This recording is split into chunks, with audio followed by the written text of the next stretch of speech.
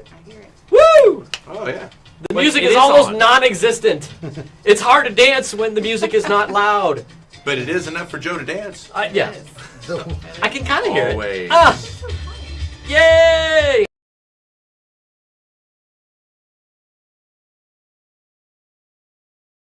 So, are we going to see ourselves on the screen? We eventually will.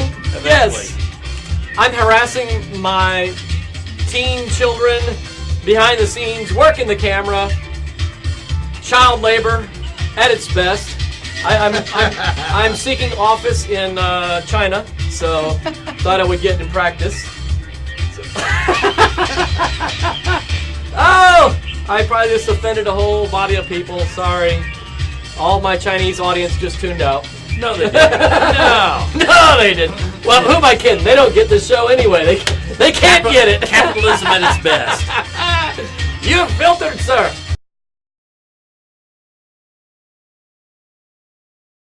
Where you can be friended and offended all in the same hour.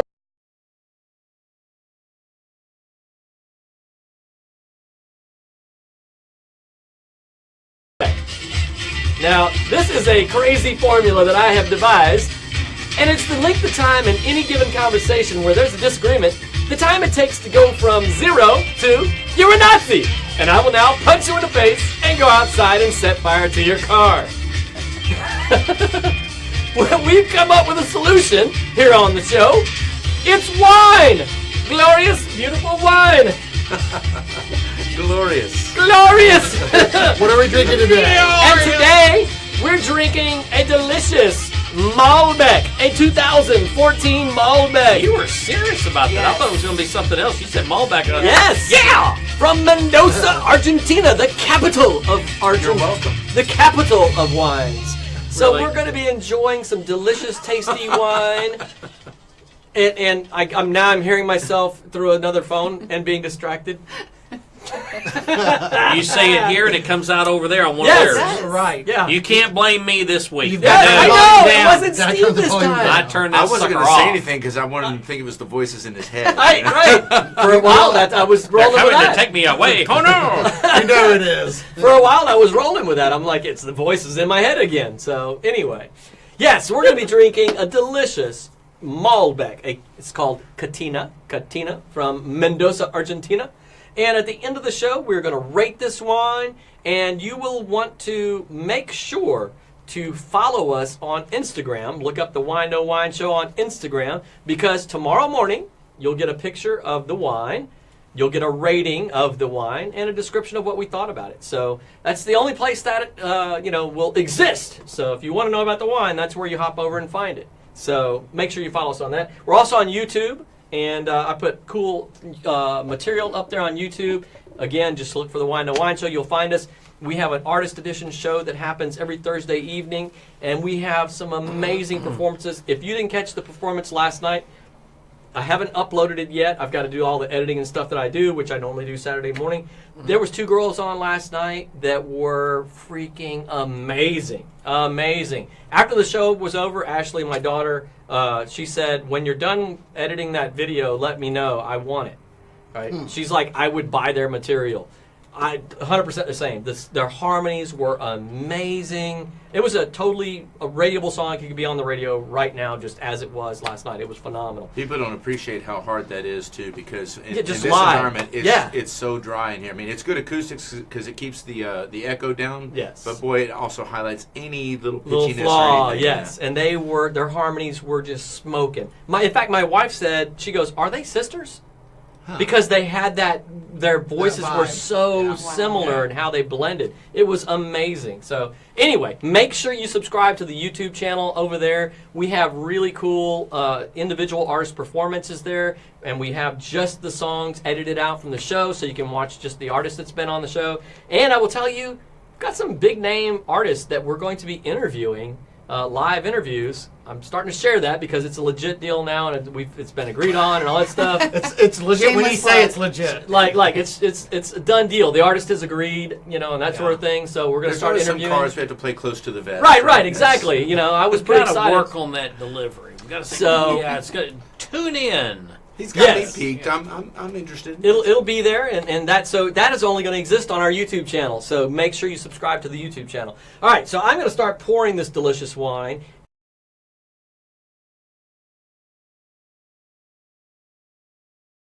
Very special guest in the studio today.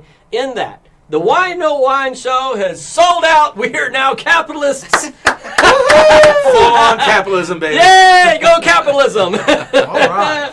We have the first ever sponsors of the Wine No Wine show, supporting the show, helping grow the show, and take the show to another level. So far, I've been paying for this darn thing out of my own pocket, and as fun as that is, as exciting as that is, and I will continue, mind you, but we actually have people that believe in the show and want to be a part of the mission and take it to the next level. So you guys, if you believe in the show, and if you believe in the concept of the show, that we really are trying to save America and teach America how to civilly disagree and to be able to talk about really important stuff, then please, as much as you possibly can, support our sponsors. If you aren't a potential client for our sponsors, I don't care.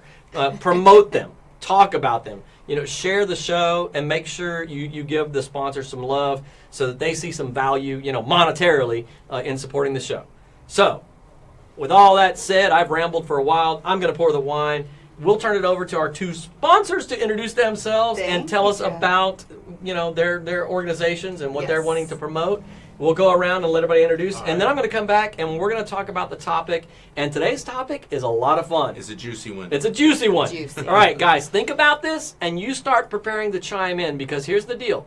We have 11 million-ish illegal aliens currently in the country, and there's opinions all over the place on all sides of the aisle about what we should do with that. What if you were president? What if you had that authority? What would your approach be to solving the problem? That's what we're talking about on today's show. We're not just debating the topic of illegal immigration. We're talking about solutions. And what would you do if you had the authority? So start chiming in with your thoughts. We're going to come back and look at some of these comments. We're going to share them as the comment feed goes by. Our guests are going to respond to them. So you guys be ready to share your brilliant thoughts on how we can deal with that issue. Go ahead, guys. I'm going to start pouring. Ladies first. Thank you. Absolutely. Tara Waggoner. I am a relationship marketing coach. Been a real estate broker for quite some time. In the business, 18 years. I love the concept that Joe came up with. That's why I'm really wanting to pour back into this, literally as he's pouring. Touche. Very nice. Well done. Well done. Thank you. I tried. Nice segue. The biggest thing about it is fighting fair, fighting above board, and really acknowledging other people have opinions, but also appreciating them. Again, going back to appreciation marketing. Go to our website, www.artofathankyou.com. And if you have any questions, Tara Waggoner, give us a holler on the feed. And if you have questions, this is a serious topic. We want your feedback. Write into us. Art of thank you. Art of a thank you. Yes. That's right. Miss the A. Art of a thank you. We're gonna pin the sponsors' contact information, website, that type of thing, in the comment feed. You guys be sure to like this particular comment so that it's really at the top and gets a lot of attention. As soon as it goes live, Ashley will have it just a few minutes up on the comment feed. Just be sure to do that. Thank you, David. All right. Well, very glad to be here for the first time as a part of a sponsor, right? Yes. And much thanks to my boss, president and founder of Scott Thomas Homes, Tom Coffin. Interesting story behind that. His name is actually Scott Thomas Coffin, right? But he's always gone by Tom. Give me that. And so we know that when the salespeople call and ask for Scott, that they don't know who they're talking about. So, but anyway, so thank you very much, Tom. We appreciate your faith in the show and what we're doing here, and we really are. I mean, I was just talking before the show how being involved in this show has just helped to continue to refine and grow me, even at the ripe old age of coming crashing into 50 this year. Right? All right. So yeah, that's much later this year. Much later this year. That's a heck of a crash. It is Practically years away. My shameless in plug. this year. My shameless plug, apart from Scott Thomas Homes, is I want to because it's been a long time. I think it's been since October since my last appearance on the show, right? Holy cow! And Has so it been that long? it's been a long time. Yeah, it was before. I know it was well ahead of Thanksgiving last Wow. year, so it's been a while because normally I was on here once to twice a month. So, in the spirit of our good friend Ms. Gwendoline Chang, I feel that my absence warrants me taking over the next 30 or 45 minutes of the show. So, you guys just relax and have a glass of wine or two. And I got this. So, take it away, David. I got a few points. You Hang on, know? I'm going. Back on episode 38, no. I remember when. No. Somehow she is just madly thinking about typing something, and then She's going to get something. and then she went. Ah. That's right. It'll probably be a long debate, and then she'll type LOL. LOL, right? Yeah. No, my shameless plug is, as usual, right after the show. I got to bust on out of here, head down 1960. I'm doing music tonight at Casa Nueva Mexican Restaurant. So come see us. We got music, dancing, Tex-Mex, margaritas, and Joe's favorite, free funk. Free funk. Hashtag free funk. Right? So there Free you go. funk. All right. Little George Clinton there. No, it's something that Facebook, it came up. I was trying to find a way to hashtag on the event, and it just came up. Yeah. Free funk. I'm like, Yeah. I'm going with it. I haven't seen it anywhere else. It's mine now. There you go. Yeah. Free funk. Cheers. Free funk. Hey, that's a Clink, clink. oh, Clink. Clink. Clink. Yeah. Clink. There you go. All right. All right. That's a So- clink and a call. So a good show. That's my solution for the immigration problem. Free funk. There you go. Free funk for everyone. Everybody deserves it. All right. All right, Freddie. All right, Take it so away. my shameless plug is that I'm Freddie Goerges, CEO and founder of Houston Young Professionals, 24,000 membership organization here in Houston. And February 17th, Randall Chestnut and I are putting together at Opera in the Heights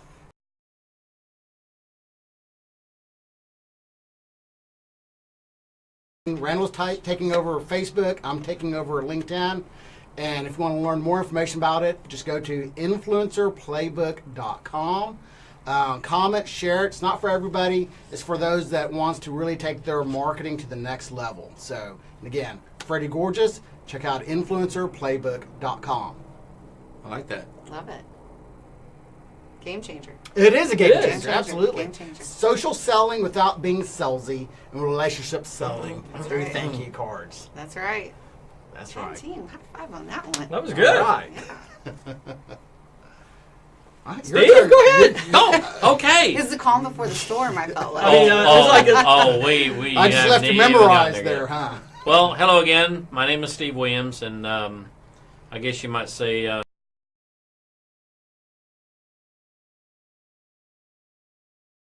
anyway. How's your backhand, Steve? Oh, it's just working really good right The now. pip hand's fully Man. strong tonight. I tell you what, some of those tennis players ain't got nothing on me. Anyway, my shameless plug is obvious. We've got some elections coming up in the county and all over the state, actually across the country. Remind everybody, if you can't get out on March 6th, which is the primary election day for either Democrats or Republicans, make sure you mark that day down. And then early voting in Harris County starts on February 20th. So if you can get out there sometime of the day, during early voting, you can go and vote in any polling location in Harris County during that time between now and the 6th. But on the 6th, if you wait that long, you're going to have to go back to your polling location, which is located on your voter registration card, which you should have. And I believe you have, I think, a few more days to get registered to vote, to be eligible to vote in that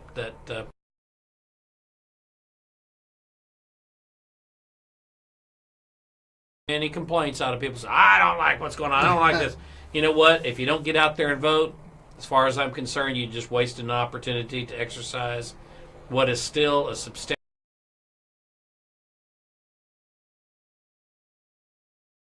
country.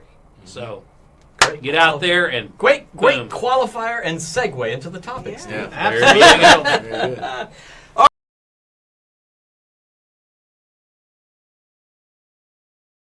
Recognize you guys for tuning in. Tony Rodriguez, a regular on the show. Thank you for tuning in. Freddie and Tamara both joined the show Yeah. here today. Callie, thank you for tuning in. Michael Smith, thank you for joining. I told Michael, he made a comment about illegal immigration. I made the joke today, a little pun about Jesus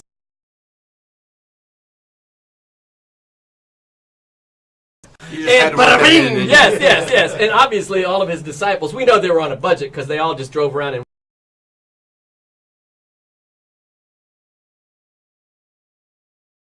made a comment, I wonder how many countries the disciples illegally entered.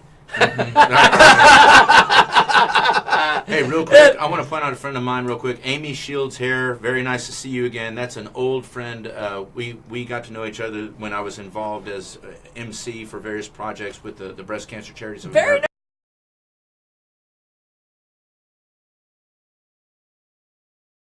Want to tune in today's show, right? Because I knew the topic already. So she should be a guest on the show. She's an awesome girl. We'll get her on. We'll get her on. Rory Olson, thank you for tuning in. Tony, hey, saying hi.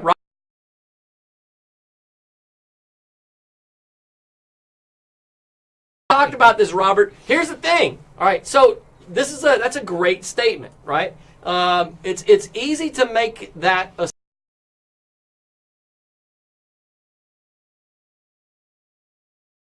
look like? Right. What's the execution of the idea of send them packing? Right? Because last time I looked, there wasn't like an 11 million people long line of people that were in the illegal line, and they were just kind of like, we're waiting to figure out what to do with these people. They're integrated into society.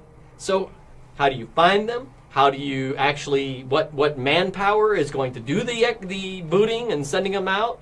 Talk about that. Let's bring that thought into reality and what it would look like if you were the president and you could lay out your plan to make it happen to convince Congress. That's the big deal. Take that idea and run with it.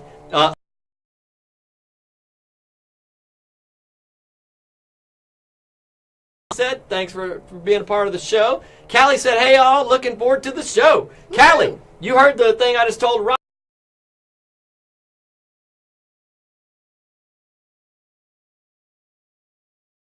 Been a regular on the show. I know you got ideas, Scott. Share what your thoughts are. Ashley Bradley up in Ohio, somewhere north of Dallas. It's a little chilly up there. Yes, it's a little chilly up there past Dallas. If you really want to upset like anybody not from Texas, I do that just as a matter of principle. Mm-hmm. When somebody says, "Oh, I'm like, oh, where are you from? Oh, I'm Texas. Oh, cool. I'm from, name the place, right? And then no matter where they are in the country, California. They could say bit west of El Paso. They could say I'm from Los Angeles. They could say I'm from New York, and I go, oh, that's west of El Paso, right? Like I've never heard of California or El Paso. Absolutely. Right? Did you know it takes longer to drive from Houston to El Paso than from El Paso to L.A.? I've done it. Sure, yeah. Yes, I've done it. Yeah. So, oh, you're from New York. That's like northeast of Dallas, isn't it? Somewhere up there. Yeah. That's one of those regular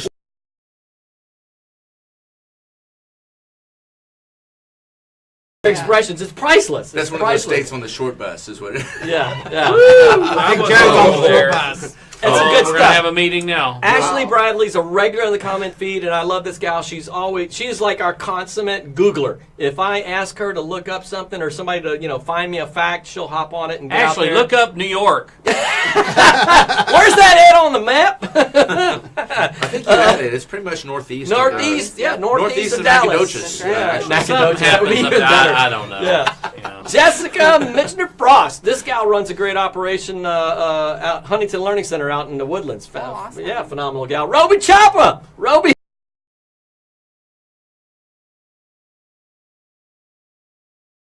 It's awesome. I thought he was talking about me at first. Oh, the con artist in the house. The online house that is. Oh, the online house that is. And then later on, he said something about funk. He said something. It's jumping on. It's zooming by. Yeah, I want to get funked up. Yeah.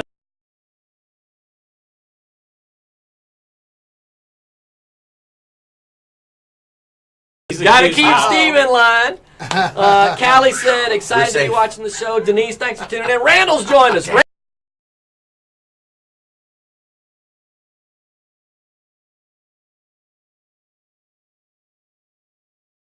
You got ideas? Nah, he's looking real quick. He's going on a date tonight. He's up in Chicago. He's up. Oh, he is? Yeah, he's Oh, up okay. in Chicago. Yeah, he's Our with his first daughter. debate we need to have is that 11 million number.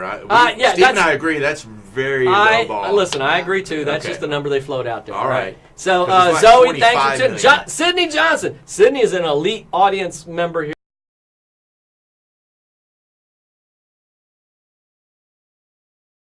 Thanks for tuning in. That's a goal for me for 2018, by the way. Huh? To be on both. Oh editions yeah, of yeah. the show. To get on, yeah. You could definitely be on. Jay Abaya, think the first time tuning in. Gwendolyn Riley, Hey. thanks for tuning in. Pablo, my old buddy, I've known this guy for like 35 years. Robert said, cut off all financial support and infrastructure to keep them here. Use those funds that are for transportation assistance and temporary grace period to make an exodus. Many will find their own way out once the hammer drops. He does have an angle there. All right. So I like Kind of this stealing excellent. my I know where thunder he's a little going with bit. that. All right, so we've got it laid out. I've given y'all That's right. plenty of stall time. The guys, you know how the show works. The guests don't know the topic until they get here today. So this is not a planned and researched operation. I took notes. All right? Just kidding. Wait. You really have to show them what's in your pocket, though. Everywhere I go, That's dangerous. Do you know how dangerous that Hey, is? What you, I you keep said this bring it little- out. I got You nervous. said- I was just like, you this said is bring it this out. is not your Communist Manifesto, your little red book from Chairman Mao, but I happen to have in good with the Cato Institute here in the country. They send out these things for free. This is That's a beautiful. pocket copy of the Declaration of Independence I referenced it and today. the Constitution of these United States. And I tell you what, Everyone should have everything you wanted to know about this country and how it works, how it's supposed to work, Hold it up. is She's right got- here. She's got it zoomed in on you. Hold it right in You got front it of your right, chest. right in front of my chest. Yes, sir. See? Perfect. She's got you. There we go. So there it is. There we go. All right. So everybody, job. you know what's interesting is you can actually, if you're a political geek like me, is you can go to your congressional district office where you live, and they have copies of this. They better have copies of this. If it's not in this form, it'll be in one of these elongated forms with pictures of the founding fathers and George Washington, crossing the Delaware, that kind of thing. So get a copy of it. It's light reading as far as I'm concerned, and there's really a lot of packed wisdom in there. There and really when you study it enough, you'll find little tidbits of stuff that say, "Oh yeah, I could have had a V8." Yep. So It really is. it really it doesn't take is a the constitutional answer. scholar to understand No, it. that's the right. thing. That's People why have they understood wrote it for it. centuries. Right. Before we had So- people like Barack Obama. But I we think gonna- didn't need that's that. correct, though. I think the biggest thing is education. I mean, diving in here to be able to leave the country or have an opinion, you have to know where the beginning is. Exactly. And so You have to know the the facts. secret You have to here know is the that facts. our education. This is another topic for another show, but I'm Right. just going to spit it out real quick. We are seriously lacking in education of the kids nowadays. They do not understand, and I'm The basic of explaining. civics. They do not understand civics. They teach social studies and all this other stuff, but it has nothing to do with the processes that this country is built upon. Scott And took my that's it. whole point, so I'm going to go ahead and go. Wow. Yeah. I'm just That like, was my Scott- whole- that Scott was it. just wrote a Scott just dissertation. Scott just Holy laid out a smokes. laid out a deal. So Scott is a regular on the show. Well, I don't like I it. told He's you, yelling at me. I commented last time that he was on the show when I couldn't Well, I wish make we it. could turn the just camera left. around and look at the screen. Boy, you see. Literally. It's a lot of yelling. I commented last time he was on the show. He can fill in for me anytime because we were very like-minded on this. There's a couple of tweaks, but he basically took my whole. All right, my so whole point. let's lay this And out. you're not real quick. like-minded with Yep. me? Somewhat, but more with Scott. I'm sorry. Don't be hurt. My I wife still love you. I'm devastated, man. my wife Kim I'm Rasco outta here. Orsak there just joined the show. Good Thanks thing for I'm not joining the show, mic'd up. baby. I always love it when the wife joins the show. Hi, It Kim. makes me feel special. Hi, Kim. Well, she gets to see you. I know, I'm like doing my thing, and she like popped into the audience. So, Scott, cheers. So let's kick this pig. so we're gonna dig in. And by the way, guys, because we will probably run out of this, relatively quickly, quick. and Oh, go God, that back. smells good. Go back to drinking Black Box after this.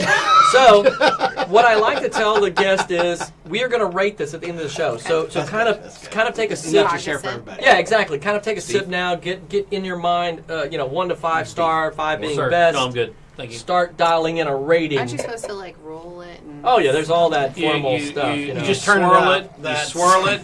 You see And you the look wine. at, you see it. You look, Look at at the through legs. the lights, You swirl the wine. look at the tannins, look at the Sparkling. You color, smell and the then you do a wine. smell, and then You you sip sip it. the wine. You swish it around. Joe, you've already had a refill, so I'm sorry. I'm making right ahead. executive Put a call here. lot of air in Go it. right ahead. And All right, so that's you how guys it go tastes ahead. I'm like. going to read Scott's deal here. He said, number 1, secure the border. Build that wall.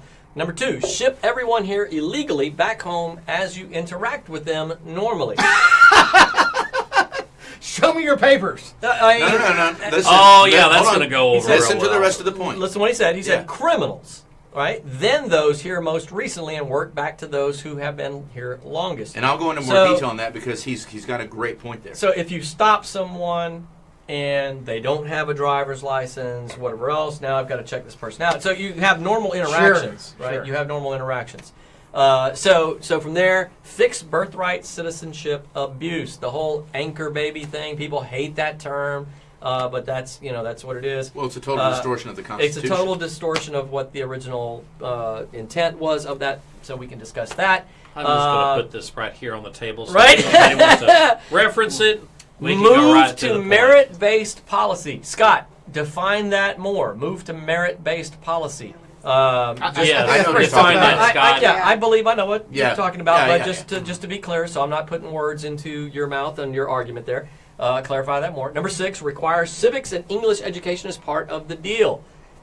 That garners a clinkable moment for me and a hell yes. Let's do it. Yeah. Because Clinking. You That- have to be able to contribute to American society when you get here. and that's for everybody. I All don't of us. think all students and citizens have enough I need to knowledge learn and English. information on civics. Yeah. Amen. All right. I had to go to college Your to name is finally even learn English. English. I mean, come on. Yeah. I mean, so then he says the ideal situation is secure the border so we know every single person who crosses it. Prevent people who are here, who are health or security risk from entering. Turn off all social assistance and education programs for non-citizens. Let any person who wants to come, not disqualified under item 2, and be productive and self-sufficient come and be a part of the team. Require civics and English education as part of the deal. All right, so I mean, I try not to tip my hand too much as the host, but I mean, I love all that. There's some tweaking that I would do to it. I don't know about Likewise, you. I have some nuances Yeah. that I want to work in. I'll save that part. So I want to give it to the guests. You guys, we've got Sure. a lot of meat. You know, there's some things I want to jump in right away. We've got a lot of meat. Go right ahead. Well, first of all, I think only U.S. citizens Ladies first. should have the I'm sorry. right. Yeah. U.S. citizens should only have the right to vote. So I think there should be an ID requirement for voting. You know, I don't Okay, think let there's me- anything wrong. Let with me that. play. And this cell that Find it. it No. has a negative or adverse impact on the Let low me- income Yes. population. I call BS on that because those same individuals that are low income are receiving government subsidies, and that requires identification. I was just going to say I want to play devil's advocate on that. When I've actually read some pretty reasonable data that suggests that Section 2. it does impede lower income.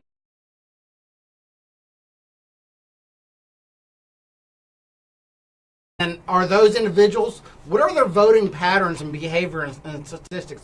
How often are they actually getting involved in the political climate here? All right. So for you guys, I mean, this gets difficult if everybody's on the same page.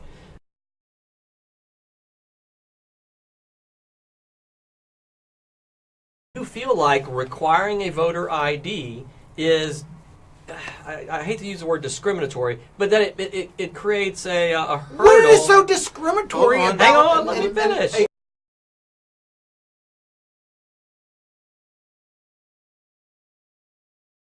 In poverty have a more difficult time obtaining the necessary means to get to a place where they can take a picture and get an ID and go through all those hoops.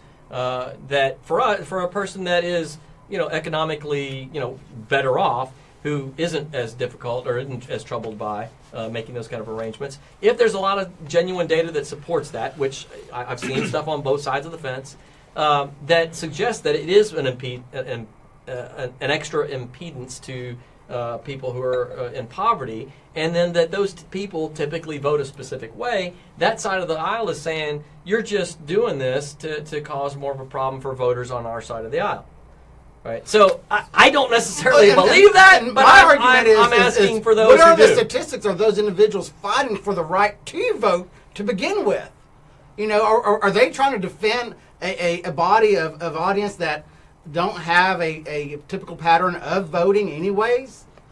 There is data from here to Christmas on voting trends in specific precincts and counties across the state and across this country. And if you are running for office, you get that data. You get to see where your district or where you're going to be running for. You get all that data. You can pay for that data because it's not just out there. It does cost money to compile it, and it's always in flux. So have you seen this data? Have you seen any data that suggests that people who are economically challenged, they're poor, or have non-citizens? And also, isn't there other subsidies more to help difficult those for them to individuals obtain as well? identification? I thought I understood Yes. there is. Yeah. Yes. So you've seen this data? Yeah. I've seen data that identifies it's separate from voting trends. Counties usually have data on demographics, white, black, brown, Right. Asian, the whole gamut, because that kind of breakdown helps you tailor a message for a campaign. Sure. You want to be inclusive to everybody. This is not a game. I mean, it sounds like a game to a lot of people, but politics now has become very apathetic for a lot of people, where you're only lucky to see 4 to 5, maybe at most 8% of the people that are actually eligible to vote come out and vote. So there has been a recent trend over the last 10, 15 years to concentrate on getting out the vote. And it's what not that they you're, look at is untapped markets. Well, no. That's part of what it is. No. There is a trend that we don't like to reinvent the wheel. Your typical, like for the instance, this primary coming up is specific party voters. Danny People Wynn who- just tuned in, by the way. Oh, he did. What's Danny! up, Danny? Danny! Wow. That Danny Wynn, right over Danny there. Wynn just tuned in, and it's the Danny whose sign we're I promoting. know. So. And I had an Uber, so yes, I'm can here. ban it at 4. I got dragged, Yes. so Hey, Danny, Anyway. I hope you don't mind. I've already sent you the invoice, so. Feel free to comment in the Yeah, comment yeah, section yeah. below. Yeah.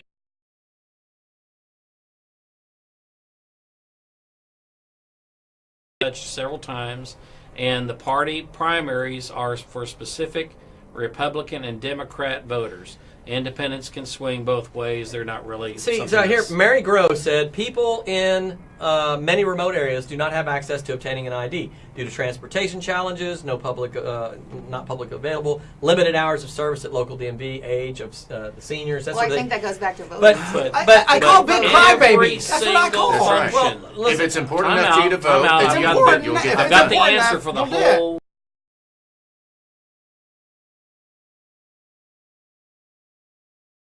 There are so many opportunities. Everybody in this room has to have an ID to get a bank account.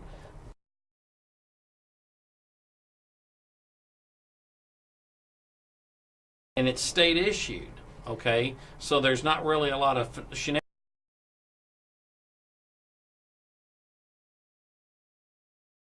Cleaned up the voter rolls, the actual polling books that you open up at each polling location, because I'm an elected official. I have to maintain these books when I get them for voting.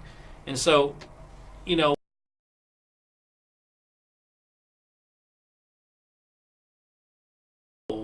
and the tax collector assessor's office in each county goes through and maintains those things for us. And so it really is the neatest thing in the world to be able, and what we have in Harris County is we've innovated with some tech that's an iPad, which all you have to do is say,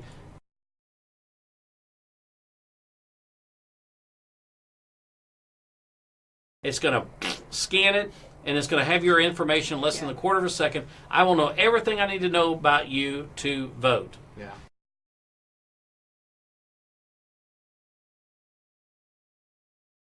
So much faster, so much more secure. it's really the way to do it. And the only voters that come in without IDs are the ones that just don't.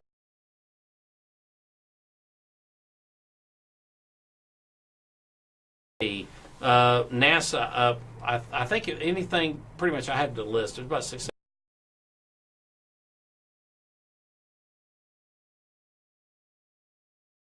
Yeah. That's one of the procedures. Even though I may know you, okay, the procedure is I have to see your ID, make sure that everything's right. And we used to do it manual, but now the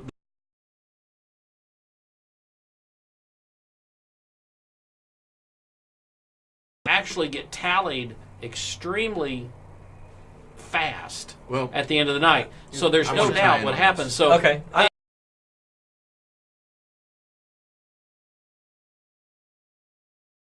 if you don't have an ID, we're going to have a little bit of a problem. But that doesn't mean that I can't say, David, you don't have your ID.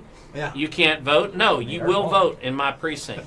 I will let you vote. It'll be a provisional vote. And then you have what's known as the cure system that we have in Harris County, where you have 6 days to get to a tax collector's office and show them the proof that takes your vote and validates your vote at that time. So But you have 6 days at what? Because this is your process guy. And so Yes. you're deep in the process.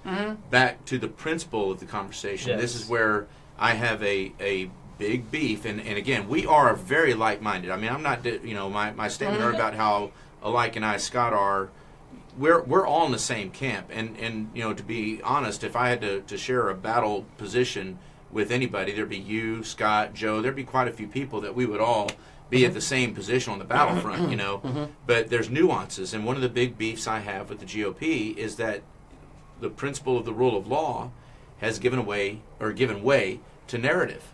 And yes, you're correct. In the primaries, they do cater to the GOP base, which is supposed to be conservative, whatever that means these days. But then the general election rolls around, and that the primary was just the entry ticket. Right? Now we're on the main stage. Well, I can't do all that stuff. This is what the candidates say. I can't do all that stuff I talked about in the primaries. That was just to win the primary. Now I'm on the national stage, especially with regard to president. Now I've got to give, we can't, like the Jeb Bush line, it's heartless to deport these poor illegal aliens, who came here through no fault of their own, right? It's heartless that they were drug here. Well, and I agree with that. And I often use the analogy that, if you had a man and a woman, say Bonnie and Clyde had gotten away with all their crimes, and they had children, and they're putting their children through college, do we honor the money that Bonnie and Clyde spent with all that stolen money to put their children through college? Or do we go, no, rule of law? You stole that money. It goes back to the rightful owners, and I'm sorry for the impact that has on your kids.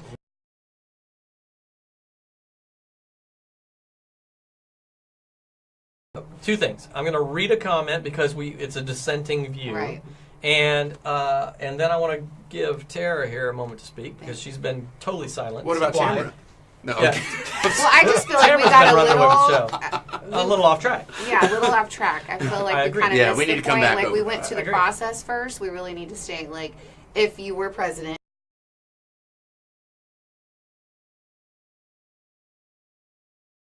Exactly my point. So I want to go back to Ashley's comment in I the feed appreciate here. the process. Ashley Bradley said, and I'm waiting for my daughter to scroll back up. Thank you. Ashley Bradley said, we can't even afford to get individual books to our students in schools. To deport illegal immigrants would cost billions. Not to mention the wall that the president wants to build is going to cost even more. Illegal immigrants contributed $12 billion to the economy as is. And that is with the crappy wages that they have to settle for because of the risk of deportation, which, by the way, crappy wages can contribute to them needing to go on assistance. Allowing them to stay and getting them set up in jobs that will pay them actual wages would get them off of welfare and contribute more to taxes. And you can't say immigration will reduce the amount of jobs available, either because there are jobs that citizens who are here legally don't want that immigrants will take. I'm going to run with that a little bit. Yes, because I want you to run with Hurricane Harvey was just Yeah. here. And I can tell you that a lot of people's homes would not be put back together because some of those people did not want to do those jobs.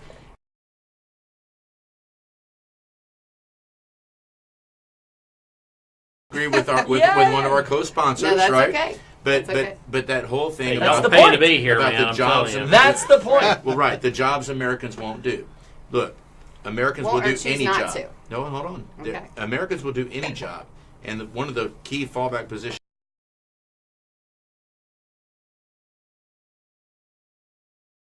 to dig through that rubble and to deal with ground up human being remains from a horrible terrorist attack. And they did that for free, often at great expense to themselves. There's no job an American won't do. They want to do it at a fair market price.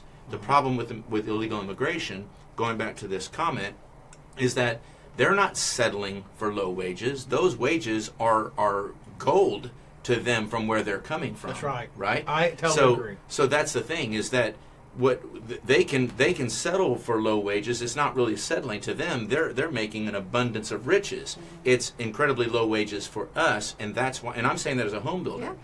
And so, going back to Scott's point about the solution to this, what would I do?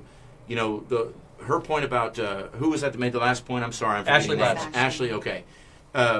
That is the same point that my friend discussed with me last night. I mentioned in our pre-show discussion. He said, it costs so much to suddenly have goon squad show up and deport 12 million or 20 million or however it is, that are here illegally. But that's the thing. That's the limited thinking of I'm sorry, Steve, but a typical Republican, because this guy's a typical Republican. It's not that. You don't have to take that position. Scott's position is very well thought in that you can start with felons.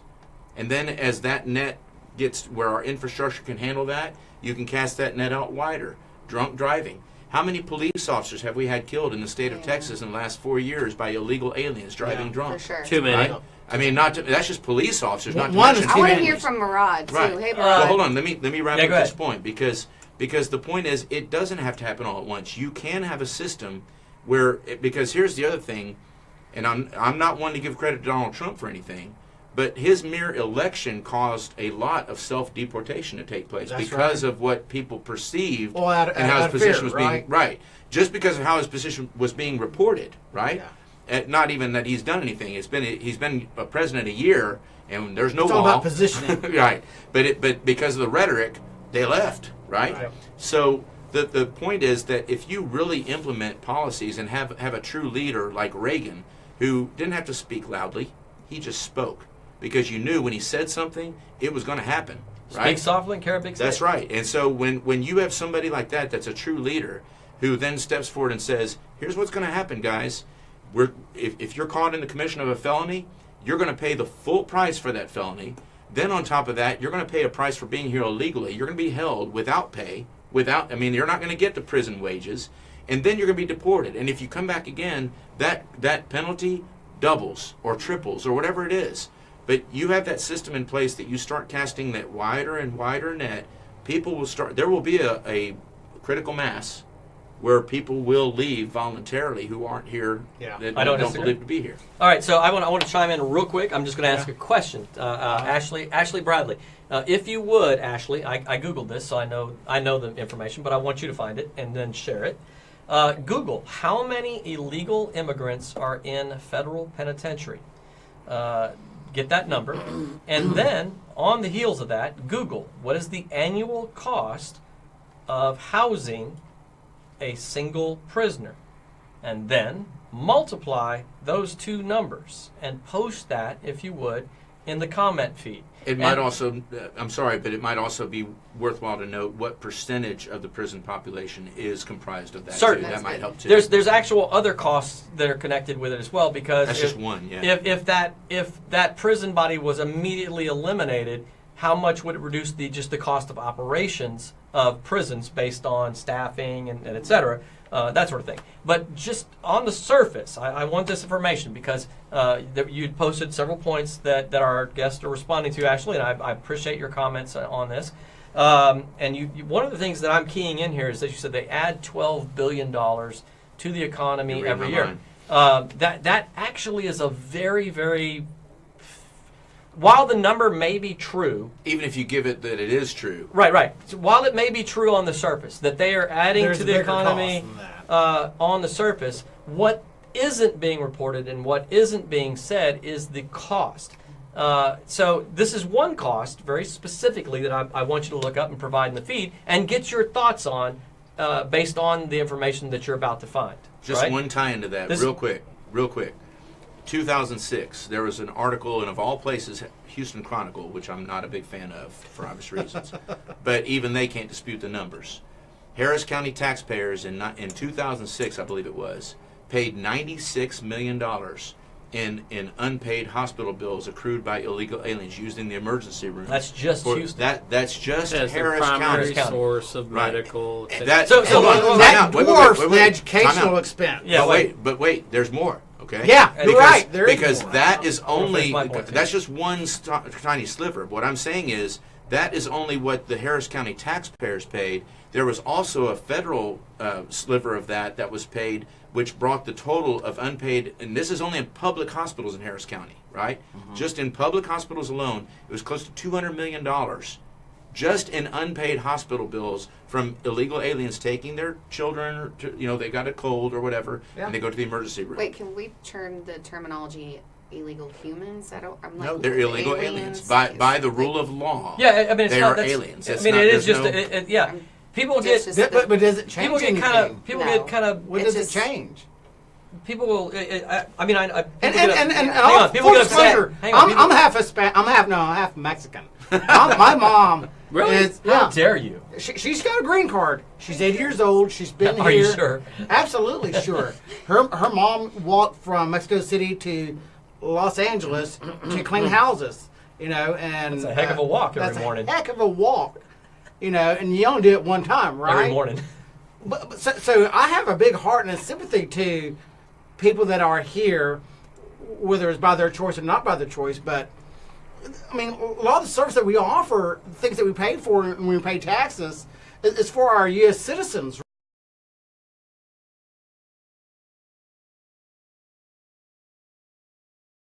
Into context The of scope of your president, and what do? Ashley Bradley had posted a kind of a big response on this.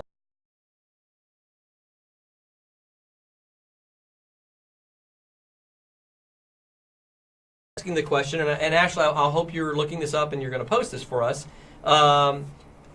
The question of how many in our federal penitentiaries around the United States, how many prisoners are currently illegal aliens, and then take that number and multiply it by what is the annual cost per prisoner just to house and food, that sort of thing. What's the average cost? So if you Google do you that. actually know what that is? Yeah. Is it 20, 50,000? So Joe doesn't ask many questions and know the answers.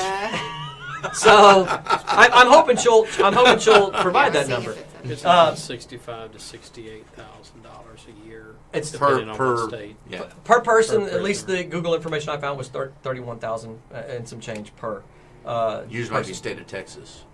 Right? Well, that's the national average. It differs Per based on state, state yeah. and all that sort of thing. That was national average. So anyway, but look up that number times the cost and post that number. I think it may shock you. And so when you she says she's looking it up now. That's awesome.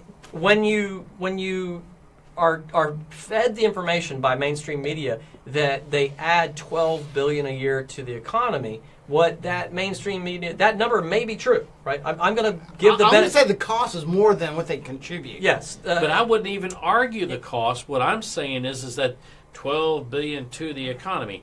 Whose economy? Yeah. Okay, because everyone knows Let's- the I'm like, narrative. let's pretend. Let's send the money back to Yeah, Mexico. if they He's send addressing them- her well, point. okay, Yeah, I'm saying let's this pretend is it's a bigger true. scope than just people I agree coming with you. from I know. south of the I border. agree with where you're going. They're because- sending it I'm back saying- to China. They're sending it to Canada. They're sending it to Europe. They're sending it They're all sending it over back the to the place. home It's all country. going out. Yeah, But- I'm but- saying let's pretend that's true. Is what I'm saying. It is Let's true. give the benefit of the doubt. No, not that. I'm saying let's give the benefit of the doubt that they're actually adding money to our economy. Because there is some, absolutely, they're adding money to our economy. They're So renting. does that justify their being in this country illegally? Right. Right, And that's right. the bigger No, point. right, It's still no. breaking the law, even if it was beneficial. Yeah, right. Right. I 100% don't disagree.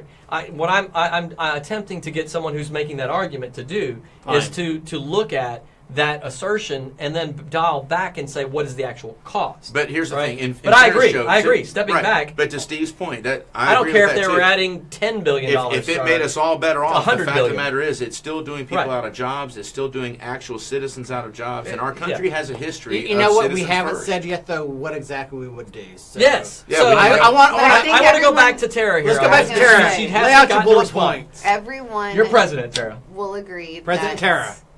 the felon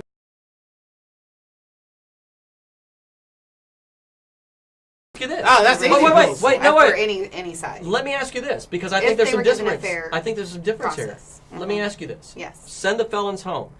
We have, and she's going to say it, so I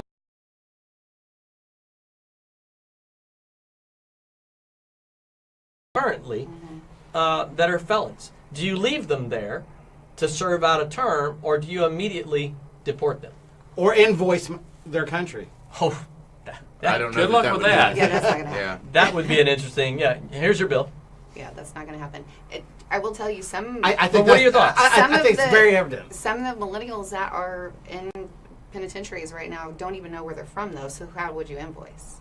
They don't know. They know where they're from. I'm telling you, there's Well, many but- people who don't.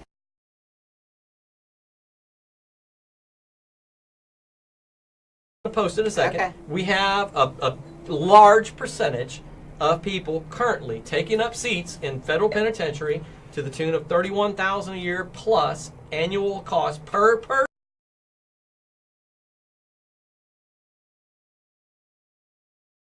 that are currently in prison at $31,000 a change. The large number that is hitting the bottom line every year is staggering, and it's going to dwarf that $12 billion to the bottom line. See, I don't So- think you could send them home right away because it wasn't put in place beforehand. If you go back to But these are those were rules these are and laws that were in criminals, though. place that were before, but that's not part of the due process, though. So if that was already happened, anything new going forward, there has to be a beginning, a middle, and an end in anything that you do. Okay, And so you're president. so I'm president. So Right. if and when that So were your to happen, model is, what does it look like? if that were to happen, that would be one of the first things I would put in place. Let's say we given have- due process. Let's say we have 48,000-ish prisoners in federal penitentiary. Just pull a number out of the sky, Okay. right? And they're costing us $31,000 a Sound year. effect's horrible. Thank you. I'm not going to do anything with anyone that's already there. Okay, you're going to leave them there to I'm gonna serve leave out a them term? I'm not going to change anything that was happened prior to me. Hey. Okay, so they're serving out a term in prison. You're welcome. Oh, thank you. I'm not going to change enough. anything beforehand. So You're deported. I just said let's pretend there's 45,000-ish people. And then she, yeah. I was only off by 493 people. That's amazing. fascinating. Wow. You Almost- rigged this. Almost like I looked that information up before. Anyway, so Wow, we that's have 1.3 billion. yeah. So That's amazing. 41,554 inmates who are illegal. So currently in federal penitentiaries. That's an easy number to So- She deport. says she had to do math, Joe. I had Come to on do now. math. Yes. So she says there's 10.7 billion left over. I love your thinking, Ashley. We'll keep going down that road. Yeah. Now, what about their children? Right, hang on. What about the health care and education? I love the math angle here, though. And right food now, subsidies. the next question is: Oh, wait, we Google have for one me, if you would, Ashley. What is the annual cost of illegal immigrants on health care? Just that category. Just that category. I will tell you right now, 12 billion. You are at about an 7.5 multiplier on what is left over. Rough math. What does that mean? So she says she has. I grew up in Huntsville. That's Well, all right. She Michelle says she has has a really 10.7 billion left Alabama? over. So we Texas. just we just took off of her 12 billion profit there by having illegal immigrants in the company. We just took off 1.3 billion because of the annual cost of Okay. But inmates. Joe, I Just do want to inmates. say something. I mean, look, I appreciate It's what just you're doing with fun. Ashley. I know, but it does come back to, again, the question is, what would we do as president? Mhm. Right. And Which is that's why we were going with the I know, term. but the first role, and I think a lot of people misconstrue this on whatever ideology they claim. The first role of president, or the first role of any congressman, the first role of any serviceman or woman who serves in the military, right? It's not about national security. It's preserving the rule of law. Oh, it's I the 100% Constitution. agree. I absolutely agree. And that's where we have to get back to whether there's a benefit or not. Ashley, Miss Bradley, not Ashley. Here's the thing. Here is the point is rule of law wise, it's wrong. I a It's million wrong. percent agree with you. I do. Here's the difference, though, and why I think this is a very important, distinct thing, right? I absolutely agree with you, right? But you want to break down you're seeing a benefit, so. But the thing is that after I lay out my agenda and my tone, as Steve said, right? As president, I can't say we're going to do this. I'm dictator. This is the way it's happening, and send them all home. I have to give my agenda, the tone of my agenda, and hand it off to Congress, right? And Congress now has to sell it across the aisle and get people on board. And part of that, to me, is the other side says, well, they add $12 billion to our bottom line every year.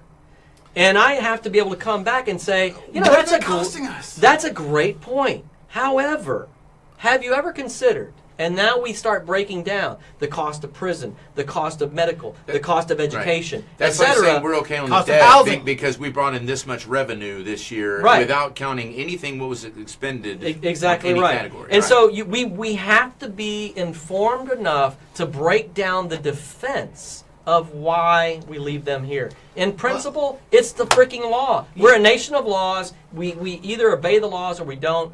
If we leave all the illegal immigrants here and we just say, let's make them all citizens, we just told all the world, we really don't have an immigration policy. Right. I mean, I know we have a whole thing, but just go ahead and come here. But, and if you can stay under the radar long enough, we'll make you a citizen. That's where there's Right. a tall order before this show and what we're doing. Because again, It is. we all agree Where's with the that box? mission. But what I'm seeing over and over and over again, whether it's the debate on immigration, whether it's the debate on marijuana and legalization of marijuana, all this stuff. Yes. No matter what side of the debate you're on, what we have setting the narratives on either side is a bunch of advertising gurus who set marketing true. narratives, and they're reporting facts, but they're facts that are very speciously applied without the whole picture, without the whole truth, and because the whole truth doesn't fit one specific That's special exactly right. interest group's that's exactly right. narrative. But we okay? still have to be so willing there's to attack. no real What- one right. solution. Here's The my only point. solution is What-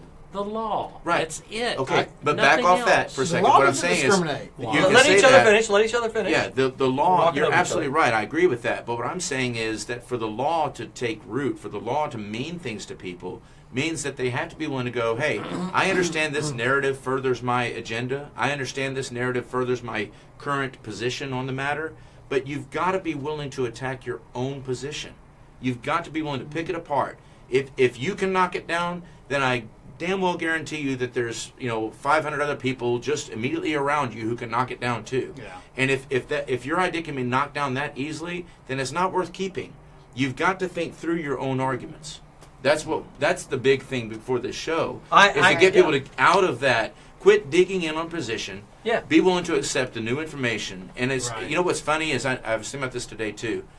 No matter what we all believe, we never get offended at someone else's position. Mm-hmm. We might counter the position. Right. We might argue against the position. We talked about but we our- never say you can't say that. Right. Mhm. Right?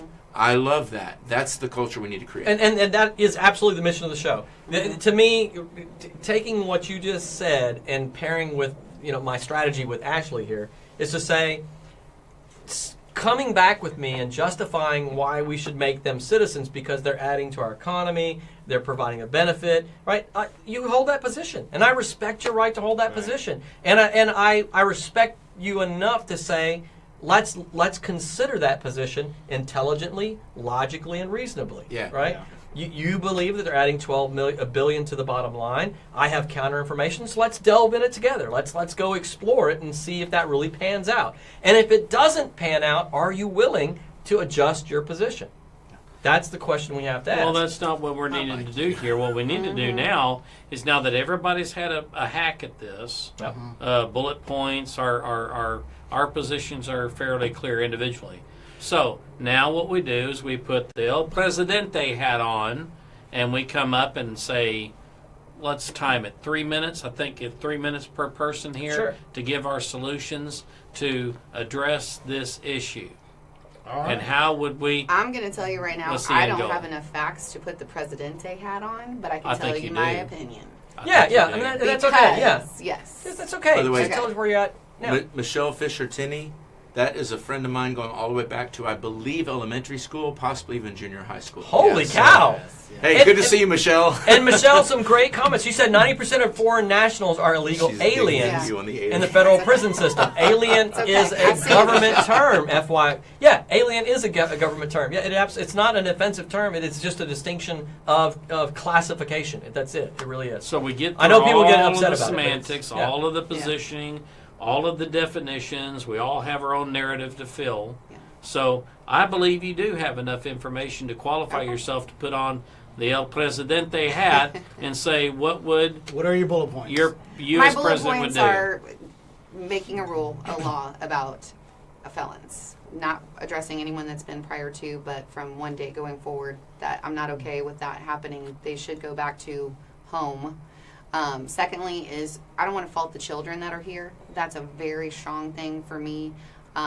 Your parents bring you here, whoever brings you here, I think we need to give them the opportunity to get educated, that everyone should have the opportunity to become a citizen if they have enough information and they go through the due process, laying that out, what that looks like. That's a bigger conversation. So let me ask you a Yes. question on that. Well- Okay, going back to my earlier analogy, the Bonnie and Clyde example. Okay. Let's say Bonnie and Clyde had children, and they used all their ill-gotten Who's gains. they? When you say they. Bonnie and Clyde. Okay. Bonnie and Clyde used all their ill-gotten gains. Okay. And they've got a very nice home. They're upstanding citizens now. They're They not pay robbing banks taxes. anymore. They pay Right. taxes. They've got their children going to your favorite college, Okay. whatever that is, whether it's University of Texas or Texas A&M. Can't be any other. No, I'm just kidding. But I the mean, point Clyde is, kind of Louisiana sense, though. State is University. it cruel? Is it basically, well, is it tyranny for the government to say, hey, I get that you're trying to go to school, Yeah. but your parents stole that money. So why are from- they still able to pay for it then if they stole the money? Why are they? That's my question to you. If they Yeah, so- committed a crime, Now they're caught. their children are benefiting They're caught, from the they're crime. Now Now they're they're caught. caught. Do you take the money back and I stop can't the fault children? the kids. I just can't. So that's where we disagree. yeah, I And can't again, fault the that's kids. the thing. We disagree there. Yeah. I think that you have to restore justice. Yeah. It's our justice system for a reason. It's not a mercy system. Yeah. It's not a grace system. It's the justice system. I'm the Woodstock baby. and you Peace know and what? That's totally Okay, fine. President Pipkin. Yeah, President Pipkin. What would you do? Scott and I already have collaborated on our plan. It was largely Okay. that. Bill appointed it already. They're just But- going to play rock, Hit it paper, up there, scissors for who's President. VP. Well, you what know? I would say real quick, I mean, I can't address all the nuances because actually I've got to hit the road pretty quickly just to make it to Casa Nueva, 7 o'clock tonight.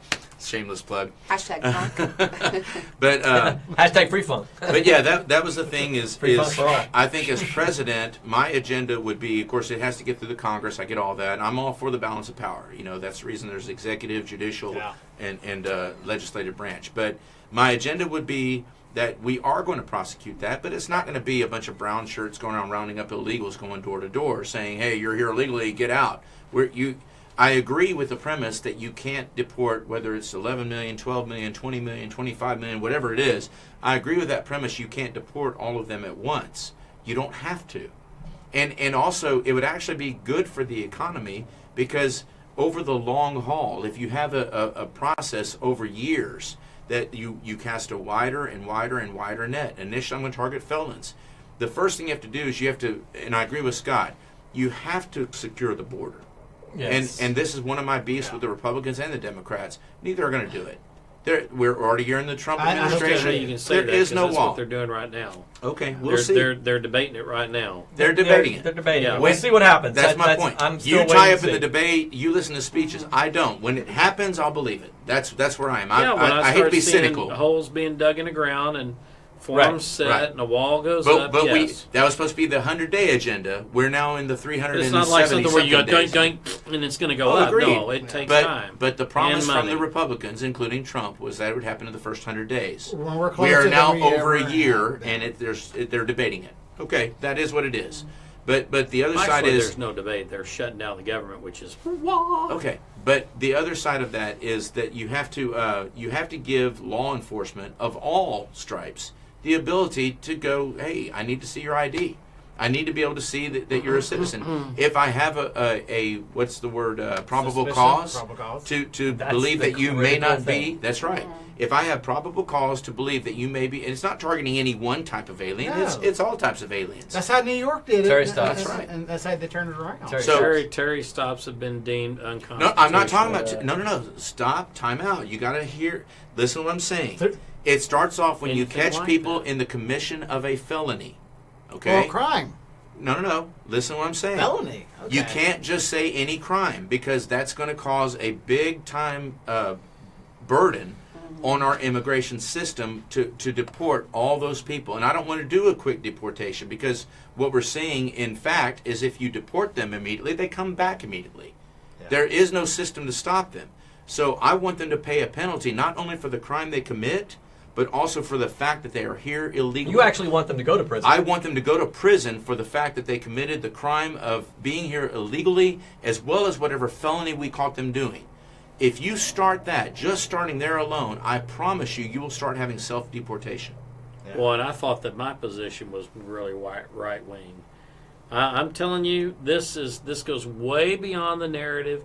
It goes way beyond the semantics. It goes really way beyond the compassion that we as citizens of this country can afford. You're talking about putting conditions on the enforcement of our laws. We cannot afford to do that anymore. Back in 1986, hang on, I'm going to give you some. Hang on. You lost me. Well, I'm just telling you, there is some historical perspective here where we are in the same position now, politically and socially, where we had a segment of the population in this country that was here illegally. Give me 2 seconds. You had a question? Yeah, I don't. You lost me on the. How is it selectively enforcing the law to say that if you are caught in the act of a felony, we're also going to give law enforcement the ability to check your citizenship status, and you'll be subject to deportation? And yes, Why? I think the code is. So we have a question there. 287. Yeah, well, again, the system is in place. The politics and social engineering that goes on from state to state. California sure as heck is not going to be the state that's going to lead the way. 16 billion. Yeah, actually, Yeah, education alone it's gonna really. It's going to depend on how much will do you have, because there's going to be migration. There may be some self-deportation, as you state, but there's going to be migration around the United States. Everybody's going to run to California. Everybody's going to run to Florida, wherever that they can blend in, okay, and not have to live above the radar, okay. Right. You want to talk about associated cost to people having to live under the radar? That's pretty expensive for everybody. Okay, but I'm just still looking at the my medical question. side of this thing. All I'm saying is there's no real one thing that you can pigeonhole the problem of illegal immigration in this country. The solution for President Williams is this: we get a good handle on the numbers. We don't rely on rhetoric and social justice, people yelling and screaming out there with signs and stuff like that. You know, it's a distraction, and distraction leads to destruction and delays in solving the problem. Okay, so for me, sitting at 1600 Pennsylvania, I'm going to look at protecting who are here legally, right? The people who are in the process of immigrating legally, and the people who are not here legally are going to get processed when we come around to them.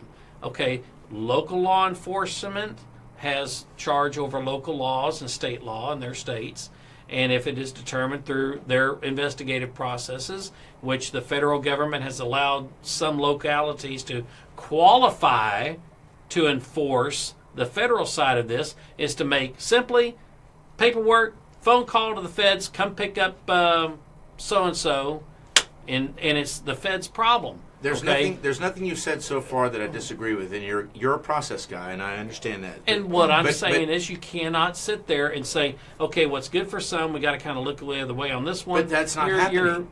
You're giving law enforcement look. First of all, we don't disagree that law enforcement does have to uphold, federal statutes, They're especially with commissioned to regard do to that. civil rights. Correct? Mm-hmm. I mean, I don't care if you're. And you can't get on a bus like what was recently said about some Right. guy getting on a bus and start asking everybody for ID. Right. That's I'm BS. gonna, Okay. the only I'll time be I on was that a bus law refusing to enforcement get my officer ID. to go take a hike when you're asking me for my ID. But what Are I'm you saying asking me is- in official capacity? Okay, No. so time out. So hear me out. What I'm saying is that you can give the sheriff of Podunk County, Texas, wherever that is, you I can know where give that is. that crew. I know that there's quite a few of those. But my point is, you can give that police force whatever, any type of law enforcement. You can give them. Look, they're already bound to uphold federal statute with regard to our civil rights. Why can you not give them license to say, hey, on the commission of a felony crime, that includes felony DUI, that includes any felony, right? If you have an illegal alien that's wiped out a family no, I'm good. If you have an illegal alien that's wiped out a family in a drunk driving incident, why should they not be suspect to prosecution, not only for the crime they committed, a felony DUI, but also for manslaughter? Well, other countries seem to handle our citizens just fine when they're accused of trafficking drugs, committing other man acts, But things I'm not like that. hearing the answer to They my stay in question. those countries I'm- forever I'm lost. until they serve their I time. don't hear the answer to my question. You're saying there is a constitutional problem with giving law enforcement the right to check citizenship status. Why?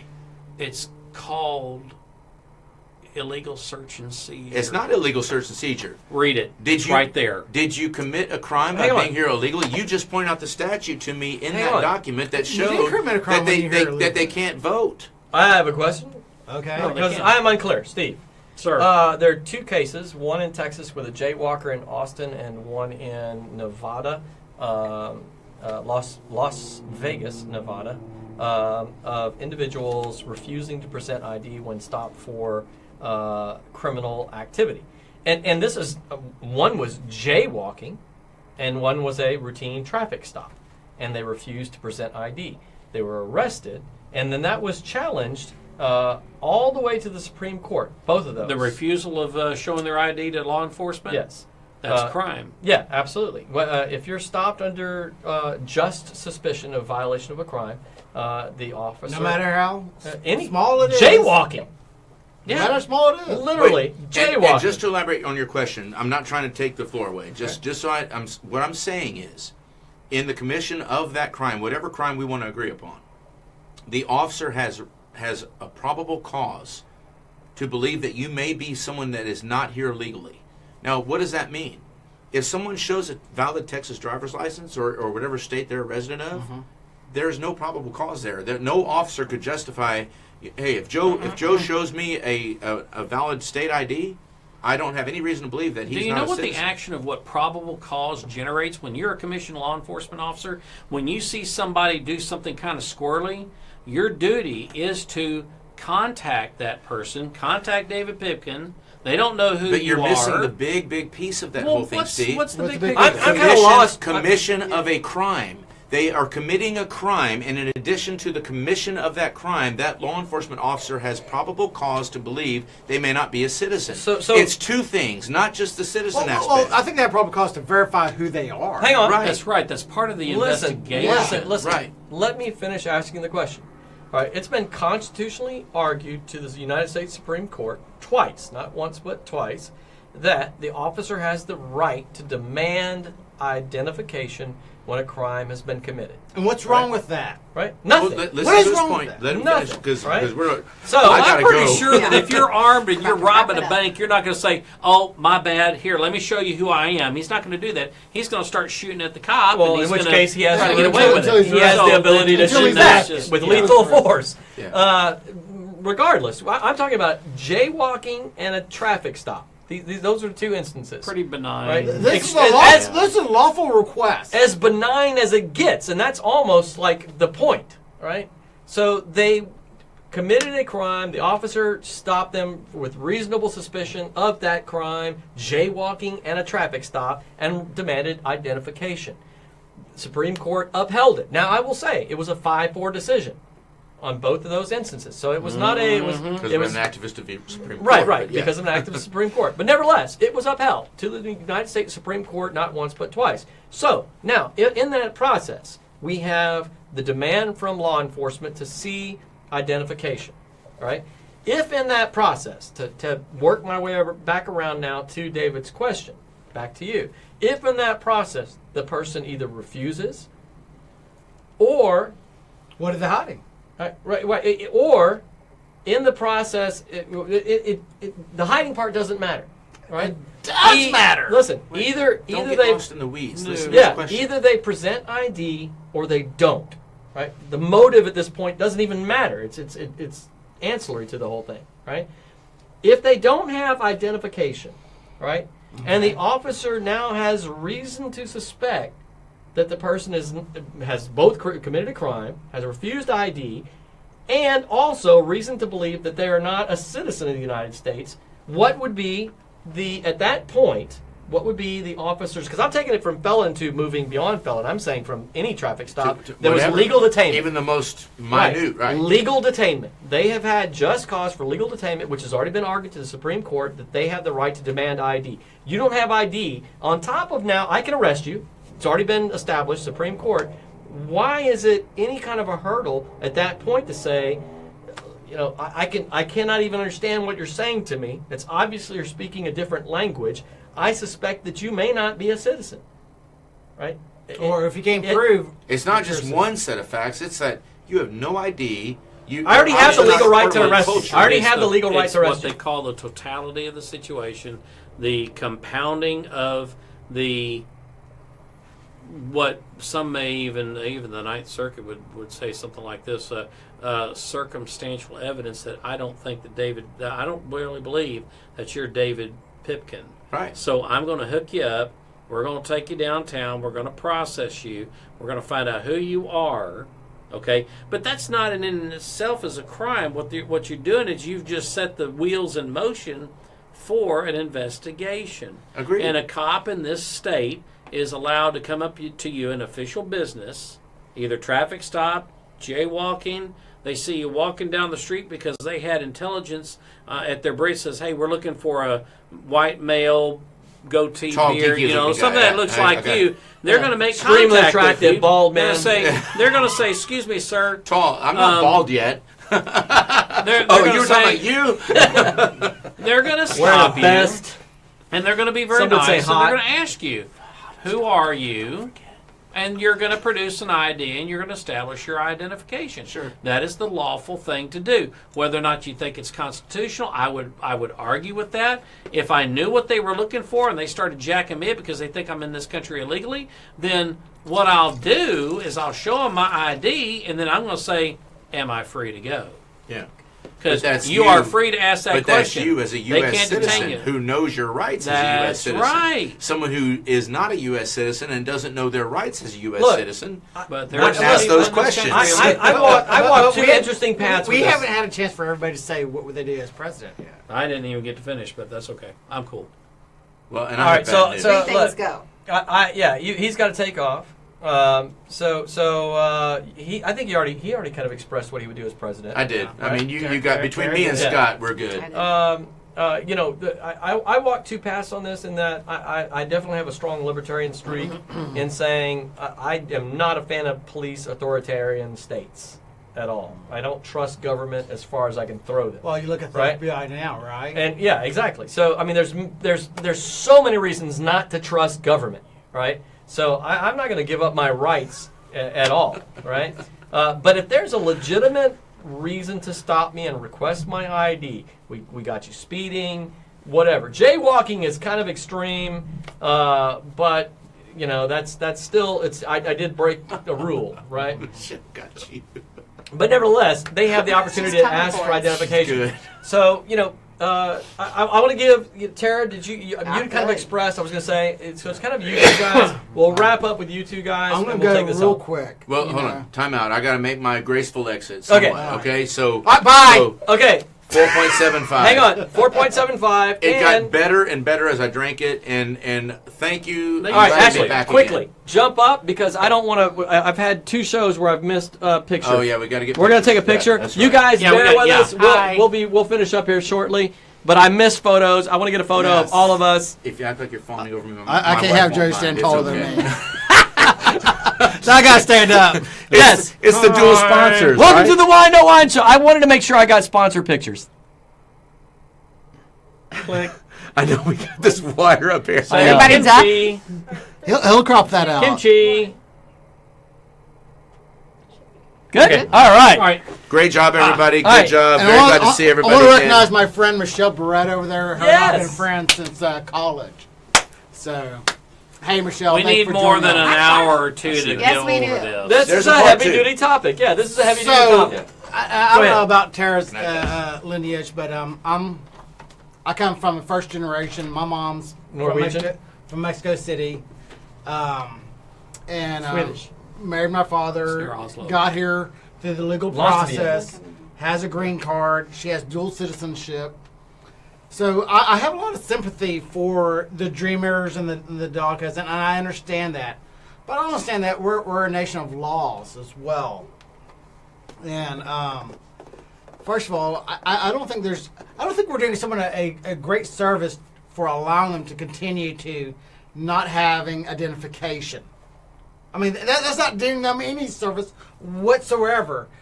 That should be something that every U.S. citizen should have, is identification. I agree. Okay? And I think it's a huge burden on us to warehouse criminals of illegal aliens. I think it's a huge burden of us to not require U.S. citizens' identification for access of education. But I do think that it is our responsibility as a great nation to make sure that any person of their health situation that comes to our hospital systems find health care to preserve life. I think that is a due Sure. process that we should follow. I don't think it's a due process that we should grant, government paid for abortions, though. No, I agree. You know. Yeah, there's some health care that is. But preserving life, I think that should be across the board a government right. Whenever there's life Not all and health death, care is mandatory. right? If it's a flu, it's a flu. Yeah. You know. Go home. Suck it up. Quickly Right. I'm analyze with the you. situation. If it's life and death, let's Go home. address Suck it up. No, let's Right. let's save life. You know. And You need Botox though. I'm on board because everybody should look better. And again, I don't know what service we're providing people that does not have proper identification. And I think it's a huge disservice, and I think it's a lie, and saying that they don't have the financials or not, or saying that the financials aren't there to provide for them to get them identification. I agree. To make sure that we only have U.S. citizens. I mean, if we spent any dang thing on as a government, like we blow money on all sorts of things, I'm like, if we blow money on anything, it should be getting people to have a freaking ID. Yeah. I think we need Michelle and Terry and Jean-Pierre. Terry is with the Constitution Party, which I voted as the last go around. I voted. I did not vote for Trump or Hillary. I voted for the Constitution Party. I voted for Trump. I've just reached a point myself where I see the Republicans and the Democrats as two sides of the same freaking coin, and I don't trust any of them. And Thanks. we just have to take a stand and at a point where we said, look, y'all are just all voting for the same dang thing, and y'all are talking out of both sides of your mouth, but you're doing the same stuff. Well, it's a mechanism for me. Yeah, and I understand that. If I found a way to innovate on a problem, I'm always looking for ways to break out of this normal political narrative that both sides tend to preach, and then nothing gets done, okay? So if this is a real problem in this country, and obviously we've seen it with people getting killed, all sorts of strains on our medical system, they will be provided for. Anybody that walks in through an emergency room will be taken care of. Across the board. Yeah. I agree. They will be taken care of, stabilized, and then things get determined about, you know, how you going to pay for it. Oh, I don't know how I'm going to pay for it. Or, I don't know how I'm going to pay for it. And so it's kind of one of those doing things. The Jamaican accents. Gosh. Oh, I know it's bad. Jamaican brethren. Yeah. So I'm just saying this is a big problem. It takes more than the hour and a half that we've been on going through everybody's position. So if I was president for a day, that wouldn't be long enough for us to get this issue contained. I'm a firm believer in the rule of law, from the enforcement side to the decision makers. And the decision makers are kind of waiting on the enforcement's waiting on the decision maker. There seems to be an all sort of a pause. And so I'm not really impressed with who we have in there right now fixing this, or supposedly talking about That's fixing for sure. this. So do we get people like Danny Whine, who came here as a refugee? Okay, he was here as a teenager. Okay, he came over here in very perilous conditions. He escaped a country that was under communist rule. He knows how bad things can get. His personal story is one that I find compelling in politics And somehow today. he found himself through the legal process. Well, he came in, he went to school, he graduated, went to Texas A&M University. I'm not going to tout his campaign, but that's what he did. He paid his dues. He came out, he's been here for over 30 years. He started a business. He's one of the most successful commercial real estate developers in this town. And so he wants to pay it back. So But he's that here is legally the now. American dream. He did it the right way. And there are millions of people that have done what Danny Whine has done and his family. And So you know, and that needs to be lauded. That needs to be got out there and say, hey, here's somebody that did it right. We got to wrap up. They Yeah, we gotta wrap up. they didn't get a handout. They may have gotten a hand up to get over here to take the bull by the horns, take this opportunity. Yeah. Now he wants to pay it back. What was your? My last thing is that I want to say is that people will argue that if you deport the illegals, that there will be a vacuum of a void unfilled. And I Yeah. call BS on that. I agree. Anytime there's a vacuum, that void will always be filled. It may take a little longer time, but there's always going to be whenever a vacuum is created, that void will be filled. It certainly is going to change the business model of any person that owns a business, where they're losing that kind of a wage earner, and then they're going to have to, kind of up the ante a little bit. So yeah, it's a change for everybody, and I think that people generally, when they say people fear change, well, I'm kind of seeing that here. For sure. So. All right, so we've had a lot of great discussion here. Extended conversations. Which is very normal. First of all, I want to acknowledge a comment here. Michelle Fisher-Finney said, where was it at? Right there. About wine. If we live in a If we country- live, Yeah. there we go. If we live, she said, At if the we bottom. lived in a country where world problems were solved over a glass of wine, what a great life that would be. Amen. Michelle, I will suggest to you that you have described the mission and vision of the show. That's a clinkable moment there, guys. Because they are. Problems are solved because our nation was a nation that was created, we the people, in order to form a more perfect union. It's the opening freaking lines of the little book he's got I can in his even hand. sing it. Yeah, right. Establish justice in pure domestic tranquility. And Provide for the common defense. There's a song! Welfare. So listen. It is solved Let me this finish way, this part. right? It's solved by all of us sitting down together. The Ashley Bradleys up in Ohio who had Illinois. Dang it! I moved you to Ohio. Move to Ohio so I can be right. Who have a very differing opinion.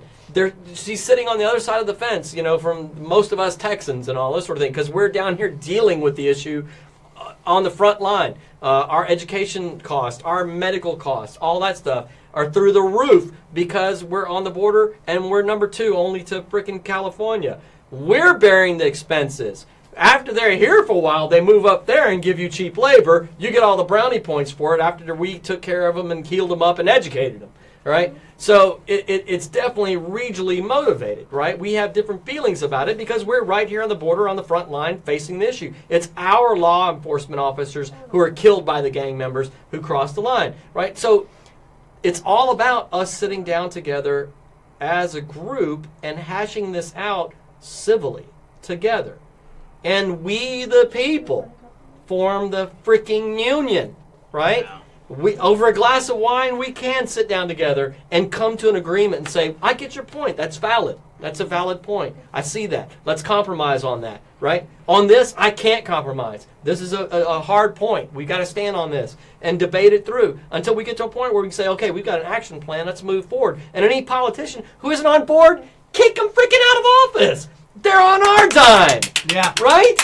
That we tolerate it is on us. That's on us. So, anyway, that's the point of the show, right?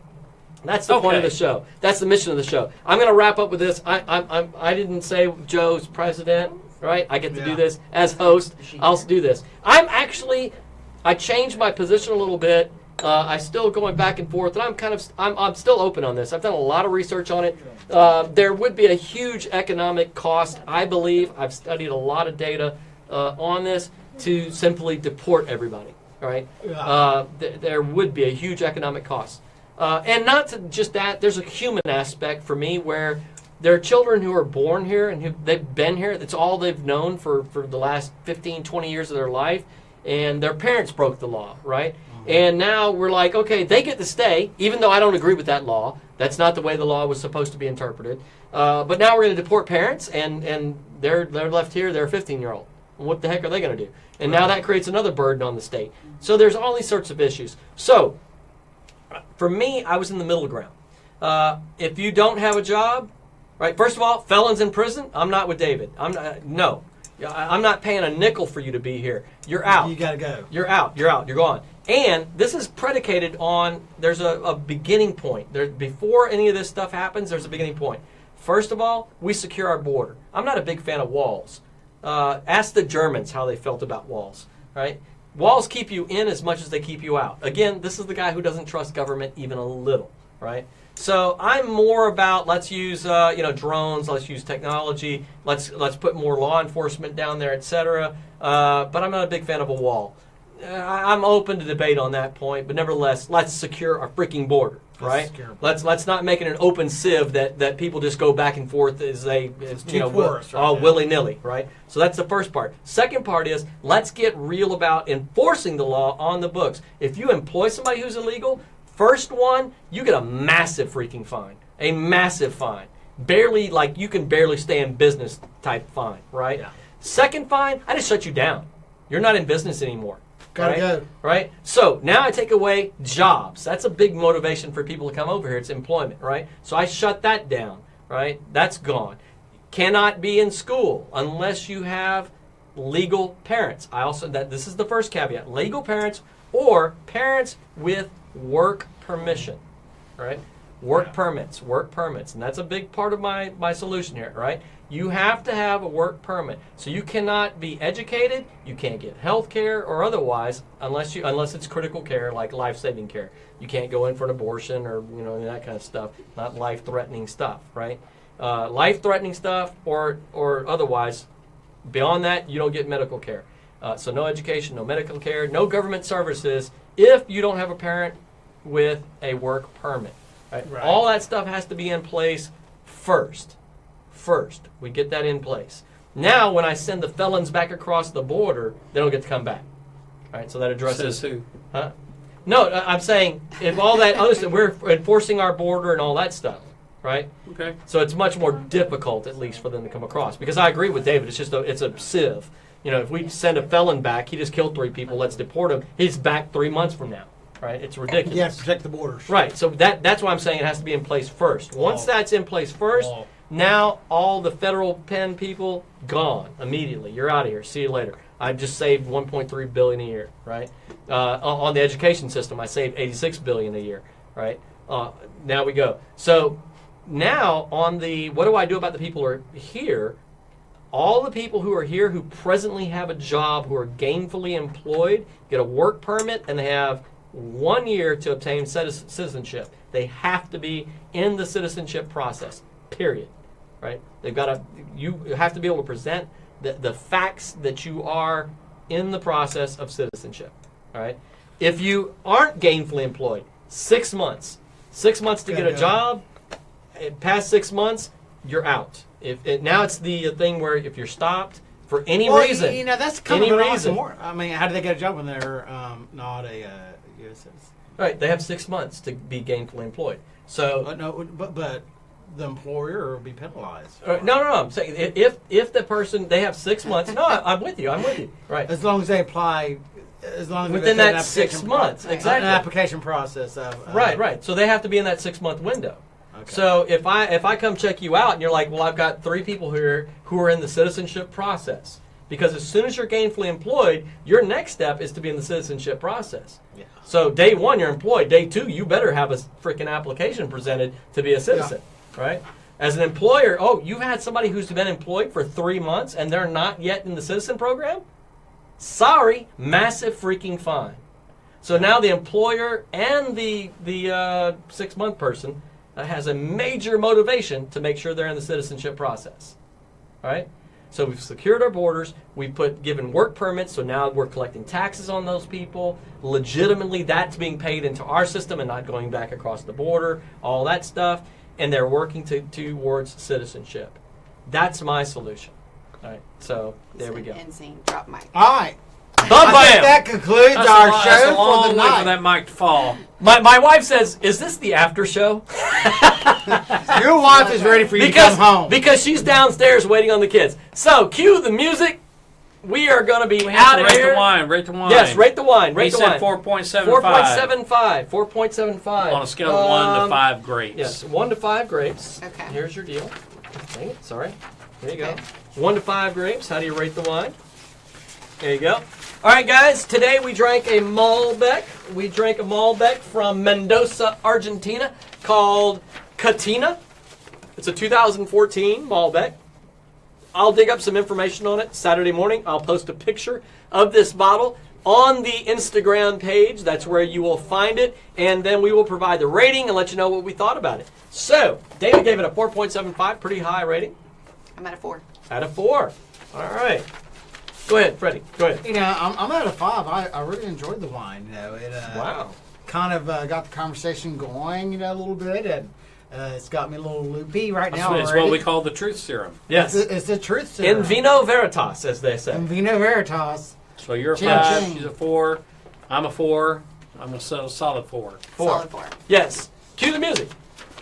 For me, it was a 4. It was a very enjoyable wine. I love the flavor of it. It would just lean more on the dry side than I was okay with. It definitely had a little drier finish to it than my norm.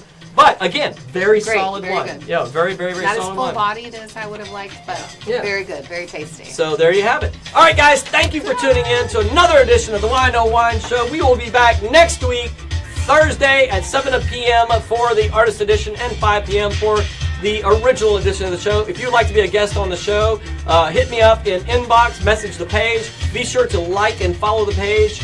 We had a lot of new faces today on the feed. Thank you all for tuning in. Massively appreciate it. We'll see you again next week. We're out.